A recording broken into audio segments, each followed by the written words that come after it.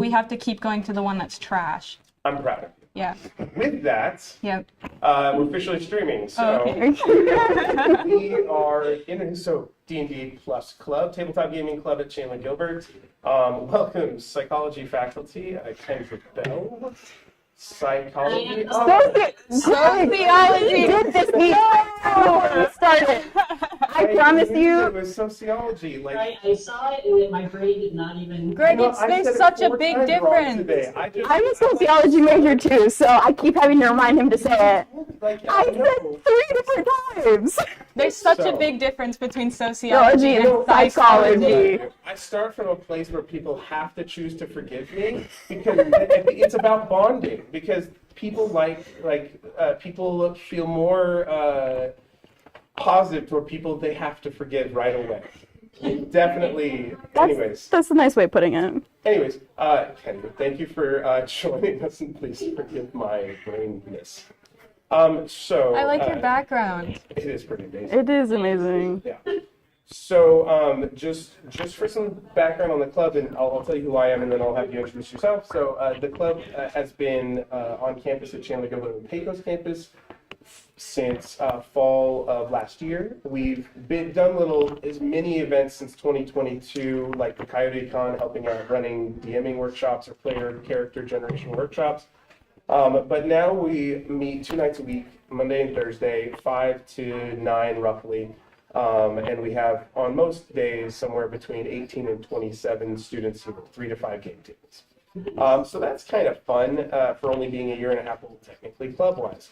And so Noelle is on our Council of Presidents now. I sure am. Dakota is new to the club this semester, but has found a new home here. Yes. She said. Yeah. We have brought tears of joy out of her. And then I'm a writing actually cried. I teach like the first night after I cried. Psychology and technical writing. And I'm an epic fantasy nerd. I read The Lord of the Rings 7 times before I was 13. I read 2/3 of the first book and gave up. See, I got halfway through the Harry Potter series by that time. I read through book 5 of Harry Potter and then I gave up. So with that, you are the guest of honor tonight, and I'm very thankful for you putting up with my hijinks that are not always intentional. But so tell us a little bit about yourself, what you teach, and your experience with D&D, I guess. Okay, so as we established, I teach sociology. Usually at Chandler Gilbert, I'm teaching Social 101 and Sociology through Film. Taught others in the past, but those are my 2 core classes, really. And I also work for ASU as my day job. So I've been playing D&D. I tried when I was like 13, 14 years old, and a combination of like being shy and some gatekeeping happening. And it kept me from it for a long time. And then when I met my partner, he was in a weekly game. But finally, so we started doing kind of like just a 1-person game. And then some friends from work at ASU said, we want to learn to play. And then 6 years later, we're still playing every Monday night. That's the game I get to play in. Every other game that I'm involved in, I call it the game weaver. I'm the game mistress, dungeon mistress, whatever. So I've been doing that for the past 3 years or so, maybe 4. I don't know. Time means nothing. Timey wimey, wibbly wobbly, all of that. Yes, we fast travel through most of our lives, right? So exactly. I like the idea of a game weaver, though. I think that is a super fun way to. I brought that up. Story weaver, game weaver, yeah. Because then it acknowledges the multiple threads, right? That you have multiple people telling. Well, yeah. So this is tough because now I've got she has D&D experience, so I don't have to provide any context for the game, which I had to do a little bit for engineering and astronomy. And so now I can't decide whether I want to do D&D or psychology. So tell us about your psychology background. Again, sociology. Get it together. Sociology. You should just write it somewhere. You just need to write it on your hand, on your laptop, or something. Internet. I'm sorry, the 4 people who are going to watch this. What? What do you mean 4 people? Actually, no, the faculty interviews have gotten 30, 40 My sister's going to watch it. See, my therapist will watch it. I forgot the question because we got Oh yeah. What is your sociology background? My sociology background. Okay, so my undergrad was English, and I took a social class, and then degree. I knew I wanted so degree from Cleveland State University. In my 40s, I started college really. I did college, and then yeah, so I started teaching for Estray Mountain. I taught the sociology, sexuality, and the gender studies, which was awesome. And then I started work for Gilbert.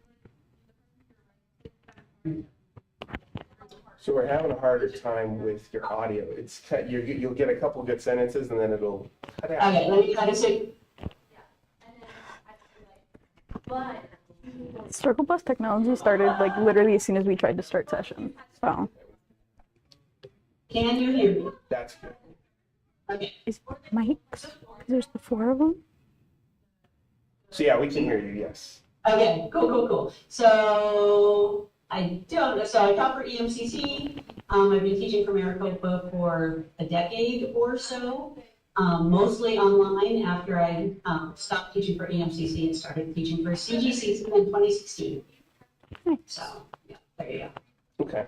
And so if you had to say, what are some of the core principles of sociology just to frame any sort of discussion, what would you start with? That feels like a loaded Definitely question. sociology. So looking at sociology and psychology, psychology really looks at kind of the individual and the brain. Sociology is interested in groups and why we do what we do. And individuals are part of it, but really it's the individuals within the group because we are not, society makes us everything that we are. So that's what sociology is really looking at, is what that society is, what it means for the people involved, how they in turn then create the society, and just that big cycle. Nice. Okay, so then with that as a frame, what questions do you guys have to start off? What questions? You start because I'm going off the top at this point. Yeah, but I think that you should start. Okay, no, we'll do one first. You and got then this. You wanna pick No. one of my questions to read. Here you go. They're all right there. Somebody roll a d20. I just put mine away. Uh-huh. Read off of her list. Well, I love you, but I can't read your writing. What? What do you mean? I can't. That's good It handwriting. is, but I am so bad at cursive. What's one of your questions? Oh, one of my questions is, they're all kind of the same thing. Okay, so I was thinking, hang on. I have one. I just came up with one. Why don't you go first? Is there a gender connection that you find between, is it more male dominated or female dominated that we see like in D&D itself, like the players? I think definitely as I was younger and my perception of it through the decades was more male dominated. Definitely seeing a lot more women and non-binary. The group that I homebrew is all women and non-binary folks.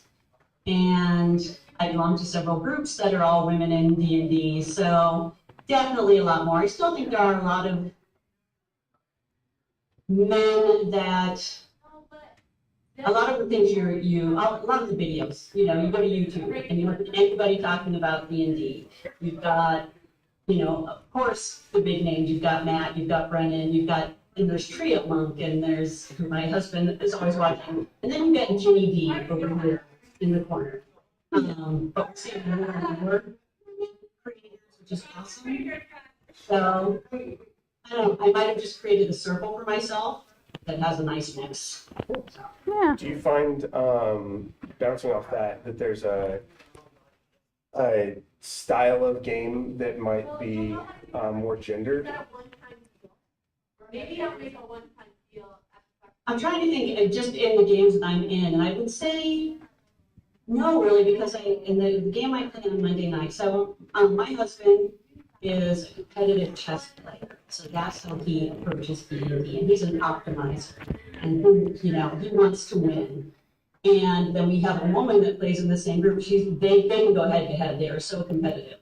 And then you've got me and another guy who are the storytellers. and we're over here doing this. So it really is a mixture. So, yeah, and in my games, I haven't seen that. Do you,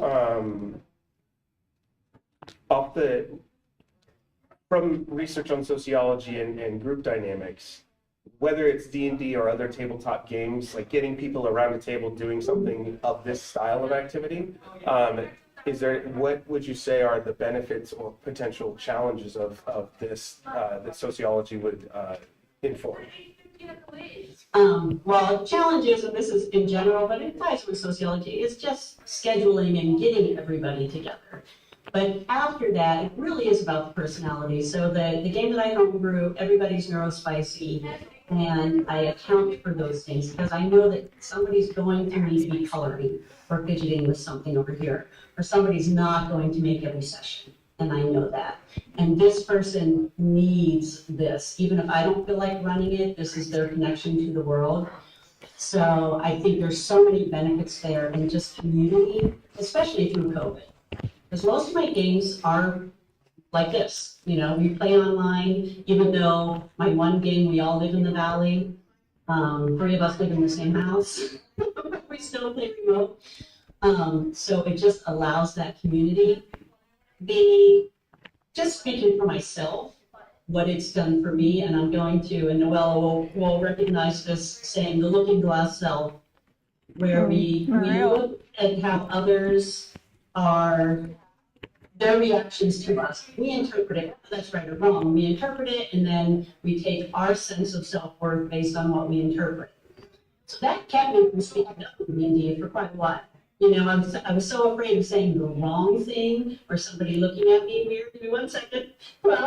And so it has been a huge help for me just to be able to put myself out there and let go of some of that. And I've seen that happen with others as well.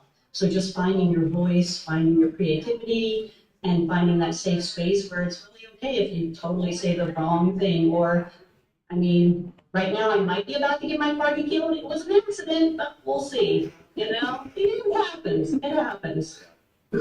I usually describe D&D as not a game where you win or lose, but how it's more important how epically you fail or succeed. Absolutely, absolutely. Okay, I saw a raised hand. Oh, this is like very slightly off topic. What are your thoughts on Conan O'Brien? Not like in depth, but like, do you like him? Here we go. We were talking about this the I'm other like, what day. does this have to do with D&D? I would think it was Conan O'Brien on that Hot Ones, which was an Which insane. is a show about peppers, to be clear, in case anyone was confused. Yeah. I know exactly what you're thinking about. I used an assignment in our class to insult Conan I'm O'Brien. very neutral on Okay. Conan O'Brien, I'll be honest. We're good then. All good. Yeah. He's not my favorite comedian, Yes. but I don't immediately turn the channel if he comes on. Okay, Okay. thank you for that. That's Yeah, good. okay, I have a better question. When you're doing world building, how can you use sociology to make more in-depth cultures in like different places in the world? I think the biggest thing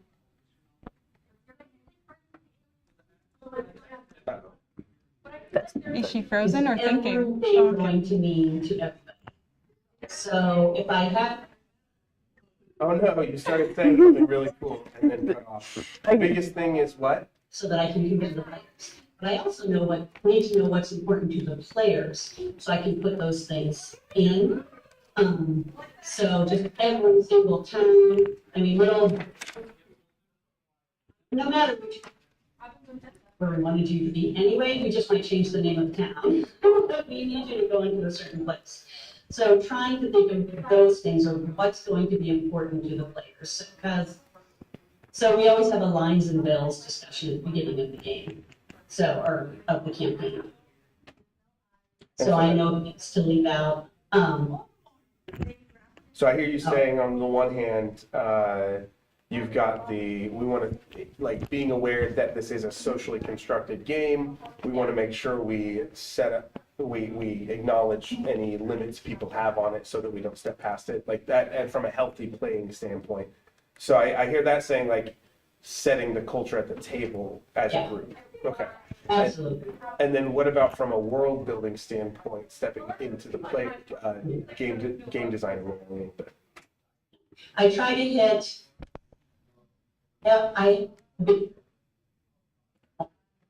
So Or nar. Oh no. I'm sorry, our audio is unhappy.